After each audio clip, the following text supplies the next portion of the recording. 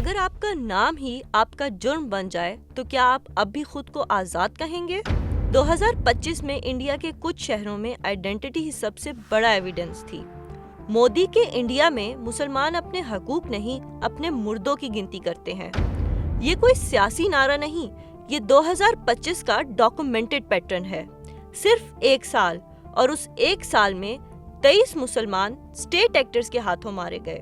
Police encounters, security operations, eviction drives, उनमें बच्चे भी शामिल थे। 27 मुसलमान हिंदू एक्सट्रीमिस्ट हेट क्राइम में कत्ल किए गए। उनका जुर्म क्या था? उनका नाम, उनकी पहचान, उनका मजहब। उत्तर प्रदेश में सबसे ज्यादा लाशें गिरी। बिहार, त्रिपुरा, काउ प्रोटेक्शन के नाम पर 9 लोग मार दिए गए। इल्लीगल बांग्लादेशी का लेबल लगाकर 5 जिंदगियां मिटा दी गईं। और फिर आता है एक पैटर्न। 26 से ज्यादा targeted mass violence incidents, 13 states, Assam, Gujarat, Madhya Pradesh, Maharashtra, Uttar Pradesh. Sequence हमेशा एक जैसा। पहले हेट स्पीच। आज खरगोन की धरती से मैं उन्हें ये कहना चाहता हूँ कि जिस घर से बुरहान निकलेगा उस घर में घुसकर मारेंगे। फिर मॉब, फिर घर जलते हैं, फिर बुलडोजर आते हैं, और फिर कहा जाता है लॉ एंड ऑर्डर। आरोपी अपराधी कहाँ से आ गए? बात जो सामने दिख रहा है, इसमें आरोप कैसे कह रहे हो आप? जो विजुअल में पत्थर फेंकते दिख रहा है, जो फुटेज में पत्थर फेंकते दिख रहा है, उसको भी आरोपी कह रहे हो? उसको भी तो ड्यू प्रोसेस दिया जाएगा ना कानून का। कैसे ड्यू प्रोसेस कानून का दे रहे हैं? उसको जेल भेज रहे हैं, वो कानून में जाएगा। हजारों आर्बिट्ररी अरेस्ट। सिर्फ असम में 2500 से ज्यादा बंगाली स्पीकिंग मुसलमान गिरफ्तार। 2000 से ज्यादा लोग बांग्लादेश पुशबैक।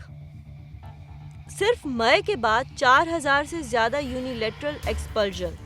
कुछ को वापस भेजना पड़ा जब बांग्लादेश ने कहा ये हमारे नहीं, ये इंडिया के शहरी हैं। मगर तब तक घर टूट चुके थे, जिंदगियां टूट चुकी थीं। अप्रैल से जून के दरमियान 5000 से जायद आर्बिट्ररी डिटेंशंस। कश्मीर में हजारों लोग एक अटैक के बाद राउंड अप होते हैं। गुजरात में 6500 माइग्रेंट वर्कर्स डिटेन्ड।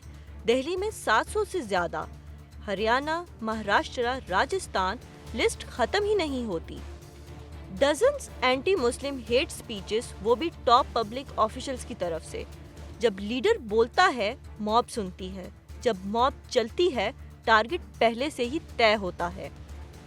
इंडिया अपने आप को वर्ल्ड्स लार्जेस्ट डेमोक्रेसी कहता है, मगर जब एक कम्युनिटी को बार बार प्रूफ करना पड़े कि वो सिटीजन है, तो इक्वालिटी कहाँ रह जाती है?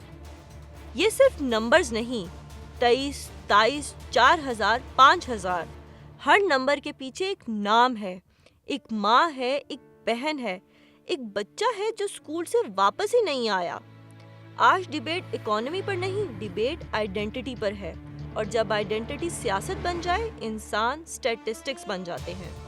सवाल ये नहीं कि दुनिया क्या सोचती है, सवाल ये है क्या इंसाफ सिर्फ मेजॉरिटी का हक है? हिस्ट्री याद रखती है, और 2025 के ये नंबर्स डाटा नहीं, दाग हैं। मोदी के इंडिया में मुसलमान अपने हकूक नहीं, अपने मुर्दों की गिनती करते हैं।